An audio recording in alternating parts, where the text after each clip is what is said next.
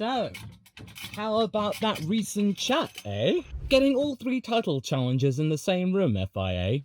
Very cheeky. But what did it actually achieve? As always, my name's Law. Let's talk about it. Engineered by the FIA for maximum tension, of course. Some of the answers that Max Verstappen, Oscar Piastri and Lando Norris gave really showed who's handling the pressure the best and who maybe is feeling the most weight from it. Spoiler, it's not Max Verstappen. Most likely, every word that was mentioned was not really aimed toward the media, and you look at the pictures at who was in attendance, it was very similar to that one moment when Max looked so sad, and there's like dozens of journalists around him packed, and everyone showed their hand a little differently, and I wish to go over it a little bit, to try and understand where we are with probably one of the most interesting press conferences that the FIA and Formula One has actually exhibited to us. And just so you know, I'm going off of the official FIA transcript, so I'm not taking anything out of context. I'll leave a link to the transcript from the FIA in the description below, as well, maybe a cheeky Castor affiliate link if you're wishing to get a discount on the holiday season.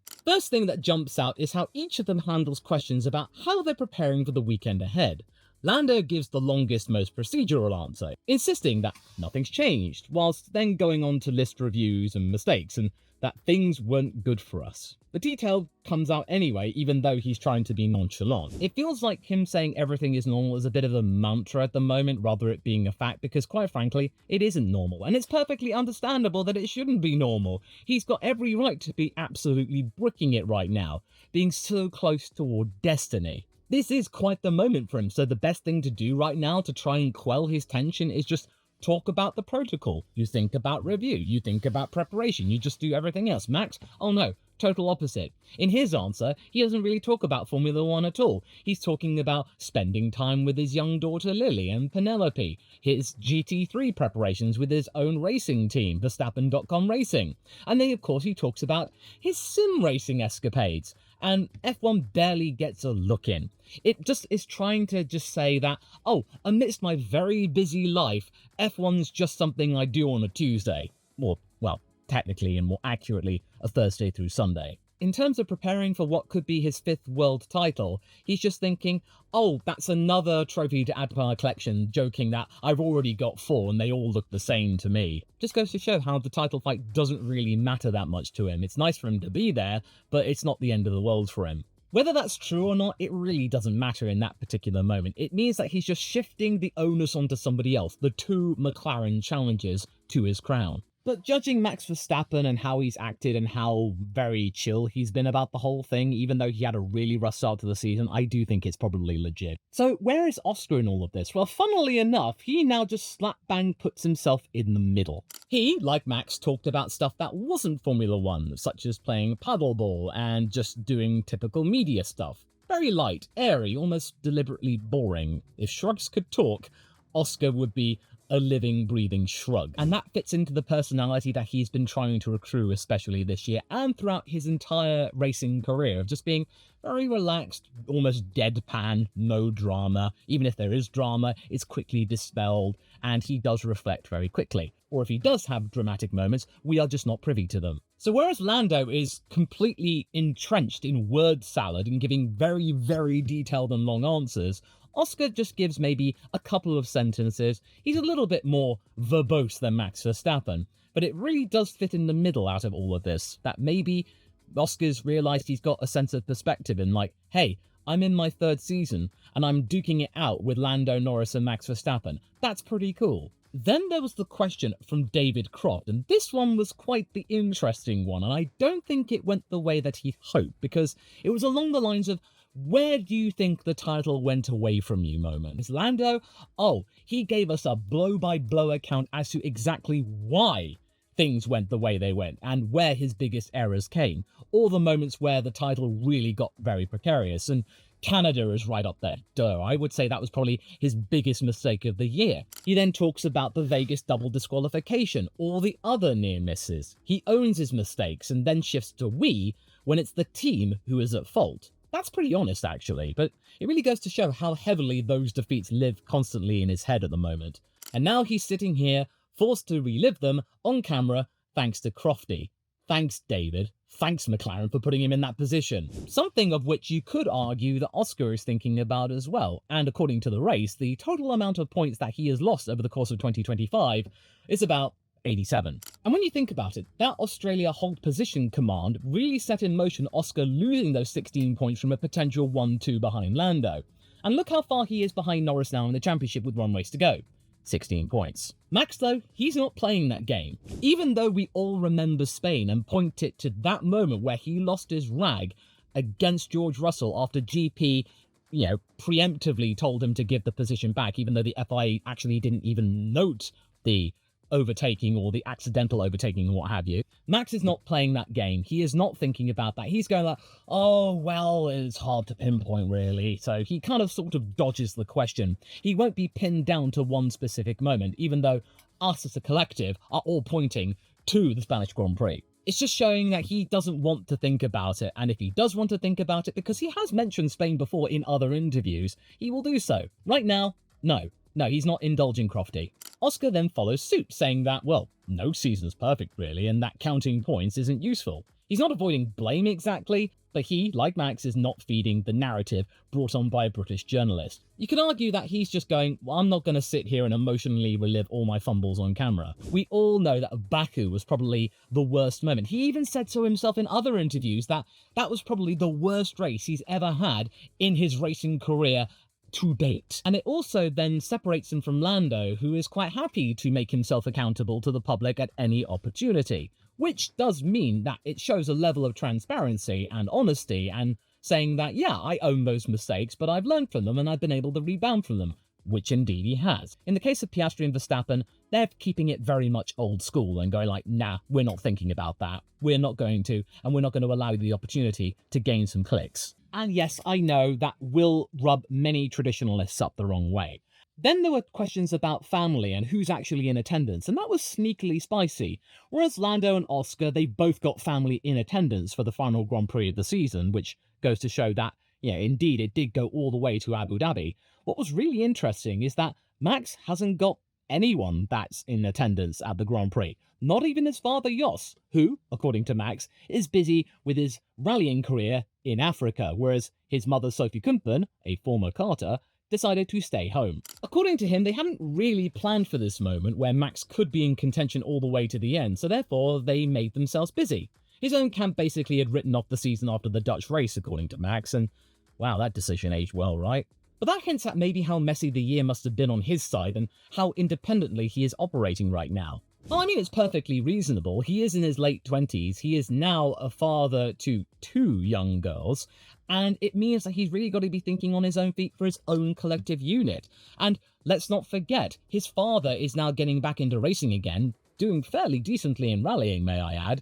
And according to Max, she does have some sense of spiritual tradition in lighting a candle. So even though he's claiming that he doesn't need the motivation of having family right there and then to either suck up the loss or join in the celebrations right at that moment, that little moment, the candle back at home, that is a nice little spiritual tradition, a ritual that is providing Max some kind of, hope and inspiration. I thought that was actually quite a nice answer. But then, okay, we get to the spiciest one, and this is the one where many people would be getting their spanners out, and it's to do with a hypothetical team order scenario. And this is the one that's probably been doing the rounds in the media the most. A scenario where we've all been thinking about it. Max is leading the race, Oscar's in P3, Lando finds himself in P4. Not too dissimilar to what we had at the end of the Qatar Grand Prix, where Lando was indeed 4th and Max won that race. And that is the nightmare scenario for McLaren and their choreographed means of wanting to play happy family, because that is the moment when they would potentially have to make some kind of call. Will they actually do it though, even though they've actually made it clear that they aren't going to interfere and they'll just let things happen the way they are? Or will they buckle? And if it does turn out that Max takes this title away from the 2 McLarens, Zach's allusions to 2007 would be complete. And it would mean that McLaren repeated history whilst trying to not repeat history by their drivers not trying to kill each other. Lando's answer is diplomatic on the surface, but it is quite loaded underneath. I would love it if there were team orders he needs, but I don't think I would ask for it. He's standing by his previous assertions over the course of his career that he would want to win a championship fairly, without any handouts, so for him to snub an invitation, It's a bit of an ethical choice that he then hurls to Oscar, only to then casually add that if he were in Piastri's shoes, that personally, I think I would move aside, because that's just how I am. Oh, that is pressure right there, wrapped in the sense of humility, saying, I'd do it. Would you do it, Oscar? What Lando's doing right there is passing the buck to the team and maybe Oscar to have a moment of clarity and thinking of team spirit. It does put the onus on Oscar to then reply for himself. And it sort of reminds me of the blowback that I had regarding the Zach Brown hug in the media pen moment. I thought it was a genuine moment of commiseration, but upon reflection and reminding from you out there, this was more of a publicity stunt, which then turned out to be having Mark Webber looking daggers at the American. So is this yet another publicity stunt to maybe put Oscar on the back foot and have to come up with some kind of response? Because he wants Oscar to be the one who yields calmly and without fuss, instead of us potentially having a hungry 2024 moment when there are radio negotiations either between Oscar or Lando or them and the pit wall, because I don't think anyone within that organisation wants that race to happen again. Oscar's reply is telling. He jokes that the question was to Lando, but then says it's not something we've discussed, clearly caught off guard, and that he won't think about it until the situation comes up in the race itself. In short, he's not promising to move over just because they're teammates. He'll only commit once the team makes it very clear that he, Oscar, is not in contention. He's basically refusing to be guilt-tripped into presenting loyalty, in that he will only do it if the mathematics make it clear that he will not be winning his first World Championship today. Because he did so last year, when it was mathematically impossible, or very improbably he would win it in 2024 and Lando had a chance, he did back down and he promised to help Lando. But yeah, out of all of that, the response between Lando and Oscar, it was a little bit awkward, and you could maybe argue, you could be getting your own thumb of doubt out, saying that maybe Zach and Lando in their own way with their answers were being kind of manipulative? But Oscar decided not to give in to it, and instead he just deferred to the team and said, it's up to the team to decide what they want to do. I'm not going to be dragged into it. And I know that you want him to go rogue and say, to hell with Lando, I'm going to do what I want, I'm going to crash him out. No, he's not going to do that. No, he is very much playing the team game, because the hopes would be to ideally remain with the team, and then if Lando decides to pull a Rosberg and retire after the Grand Prix having won his World Championship, and then he could then become the team leader, Oscar, then that's a pretty plum deal. Or he will help Lando out when it's become a lost cause. Well, it's not become a lost cause yet. Even the team said it's not a lost cause yet. They're both still in it. But that's the paradox of McLaren's golden age. They built a car quick enough to fight for titles. They got the constructors one, but in doing so, they've turned the entire thing about going motor racing into some kind of orchestrated farce. It's a family therapy session. They're treating Oscar and Lando like siblings that can't really be trusted on their own. They can't just have faith in them being professional and coming to some kind of agreement on their own. So instead, they have to come up with things like papaya rules, unspoken mantras, or having some kind of stick above their head saying, if you don't behave the way that we expect you to, you do not belong at McLaren, which is sort of what Stella has been saying for quite a while, that you have to follow the McLaren way or else you're out. They certainly have a lot of leverage because at the moment, they have the best car. If next year they have papaya rules and they don't have the best car, then that leverage sort of fades away and the drivers can maybe assert control again. And the scary part of this is that it kind of works. And I think both of them know that if team orders come in a way which favours the other guy, then they become the number two going forward. And it just puts a different perspective onto 2026. And then there was another question as to, what do you admire about your teammate the most? And Lando took some time to provide a question, and when he did, it was a long one. Lando saying that it takes one decision to make everything not be the way it is, saying that currently everything is fine right now.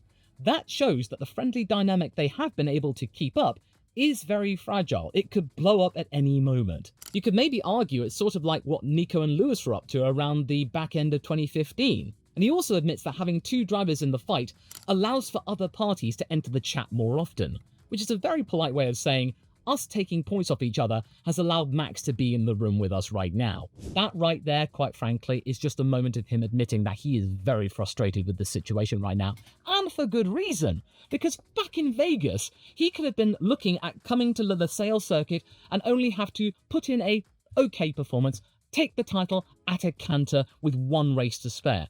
very, very comfortable. But now, thanks to a double disqualification and a botched pit strategy due to fear paralysis, Lando's job has been made significantly harder. 4 times harder, quite frankly, and be on a bit of a short fuse, saying, "One errant move from my teammate and our friendship is kaput." Oscar's response, though, is softer, but it's sort of similar in a way, saying that it takes a lot to keep things the way they are, and that it takes a lot of effort. A friendship with Lando does not come naturally. It takes a lot of cooperation and understanding to be able to keep something like that up and keep it going, due to them both being in a title fight, which is perfectly valid. Which is why exactly the team order situation is such a volatile situation, that after this year, if there is team orders played when they both understand it that it's not going to happen, it could easily change the dynamic between them forever. But then at the same time, I do have to give McLaren and them credit for being able to keep it professional and very, very civil, because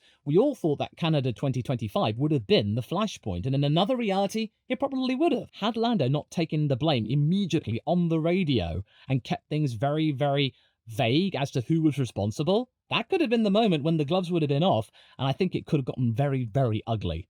And throughout all of that, Max was relatively plain talking. He was asked about the teammate question, and he kept things relatively simple, but also kind of interesting. He talks about somebody who is good at developing the car, not hiding things. Friendly, funny, open-minded, but then he says that it wouldn't be a requirement, that kind of thing about being friendly. It'd be just a nice bonus. They don't have to be bosom buddies or anything like that. They don't have to be a Nico Hulkenberg and Gabriel Bortoletto sort of thing. They don't have to be a Yuki Tsunoda and Isaac Hadjar sort of situation. And Liam Lawson has actually stepped up to the plate in that regard between Hadjar and he. But right now, it's a case of, I don't really care what my teammate is like, so long as they don't get in my way and they actually help the team out. So long as they play their part, I'm good. He's not looking to set up a buddy act, whereas with McLaren, oh, that's what they want. They want a buddy act. They want team harmony. They want 2 elite drivers working together absolutely famously and splendidly as they get the double, because that would be the crowning achievement and a huge pivot in McLaren's history in having 2 top-tier drivers just completely at ease with one another. And I think Lando would prefer to have a buddy around him, and I think he got exactly that with Carlos Sainz, because I did see a really wholesome moment at the podium celebrations where Lando went up to Carlos Sainz Sr., Carlos's dad, and congratulated him for his son's P3, the second podium at Qatar. It was a truly nice moment. I really, really liked that. And then we get to the whole nothing to lose thread. This is something that we've all been talking about, that Max and Oscar, well, really at this point, they've got nothing to lose, whereas Lando, oh, he's got everything to lose. Max leans into that especially hard. He once again reminding us all he's already achieved his goal of winning the F1 Championship back in 2021. Everything else is just nice to have. That is a psychological shield and a weapon at the same time, protecting him from the fear of failure, and it tells Piastri and Norris that he will not be going easy on them just because they themselves have a shot at getting their first and becoming the 35th driver in F1 history to have won a title. And again, he jokes about already having 4 of them at home, saying that fighting for a world championship, oh, this is just routine stuff for me. You know, I already know what to do here, so you better be prepared because I'm not about to play this softly just to play nice with you. Lando's position, though, is a little bit more complicated, and it's sort of contradicting itself in the same breath, because he talks about saying that, oh, there'll be an opportunity for this if it doesn't happen next year, and then maybe in 30 years' time, I won't be thinking about it, that he might have other stuff on his plate. Either he might go off and do something else entirely different from motorsport, or he might be doing some sort of ambassadorial role within the British Racing Drivers Club or something like that, or maybe doing some other complete venture, maybe doing a Fernando Alonso and setting up a karting academy or something, or doing more with Quadrant. But later, though, when asked what the title would mean to him, he says it would mean the world. It would mean his whole life had been a success and that he had accomplished that dream he had from childhood. That's kind of odd, actually. He's caught between downplaying it and admitting it actually means everything. Maybe he's trying to think like Max Verstappen in that moment, you know, and saying that everything up until now that is a bonus, that after achieving his first Grand Prix victory, after winning in Monaco, his home race at Silverstone, if he got a first title at the end of that, oh, that'd be nice to have, but then he talks about having this being the absolute center of his universe. So it's something that he really shouldn't be saying at this stage of his career. If he was saying this answer next year after winning his first title, perfectly valid. But not right now. Oscar keeps the underdog cloak on, repeating that he has the least to lose, and yet he says he needs a lot of stuff to happen around him to realise his own title hopes. That is lowering expectations, which might be able to buy him mental freedom to attack if something really big at the front happens. And then at the same time, he does bring up Qatar and saying that he really showed that he could be dominant once again, and for good reason. We all expected him to completely romp off with that victory, but then of course we got what we got, and he didn't. And that picture of him on Instagram with no caption, looking at that trophy, akin to Charlie Brown saying, "I got a rock." Yeah, that tells you everything you need to know. That maybe Piastri's found his rhythm again after having lost it for so long since Zandvoort, and then maybe Norris has had his rhythm disrupted for at least a short while after what happened in Vegas and Qatar through no fault of his own. On the sharing data question, the public line is the same as usual, with Oscar even bringing in a joke about having some kind of cardboard barrier between he and Lando, and then saying that their managers would never let them hide things even if they wanted to. That does check out with what McLaren's trying to do right now in trying to be completely equal. So when you combine the fact that Lando is really emotionally invested right now and Oscar is not promising to acquiesce to team orders unless they're given to him from the pit wall to actually let Lando by or help him out, it brings up another spicy scenario. If Oscar goes on to out-qualify Lando on Saturday and then is told to let Lando through, he will be doing so knowing that he had the same exact tools as Norris, and that maybe come next year, if they're in a similar position, he might not get the same generosity back, or perhaps the rules of the game will have changed in some shape or form. Maybe papaya rules as we know it may no longer exist. Maybe the experiment would have failed and we might revert to some sort of one driver rules all scenario, and that decision is made much earlier in the season because of the blowback that it's received, being this fair. Almost to a fault. No, definitely to a fault. And then the bit about what the trophy would mean to them really defines where they are in their careers. Lando giving the most emotional answer of the day, saying that this would be exactly where his life has led up to so far, whereas Oscar's answer is very much toned down, saying that, yeah, it'd be pretty cool. You can almost hear the Australian understatement right there. My read is that maybe he's trying to protect himself from hoping too hard, whilst also signalling that he sees this as the first of many chances. This isn't a one and done sort of thing. Whereas Max, as I've stated earlier, he's already got everything that he ever wanted. Put simply, he doesn't need to win a 5th world title, whereas those two, they need to win that first title because their prestige will go through the roof. In a way, a world champion is hireable with every single team on the grid. Their job security would be assured for several years. So, if you boil it down, you get 3 distinctive mindsets at play here. Max is the already decorated champion, playing the season finale as a high-stakes bonus round, publicly at peace and very aware that the other two are still chasing. Lando seems the most emotionally open, which can either win over audiences or provide the two rivals next to him ammunition to lose later, take your pick. Whereas Oscar, he might have, as I said earlier, gained a sense of perspective, reminding himself where he is right now and that there is still time to ultimately get it. Whereas Lando, though, he has everything to prove right now and he knows it. And I know that if you've gotten this far, thank you by the way, you'll want to watch this video to keep the ladder man talking. I'll see you over there.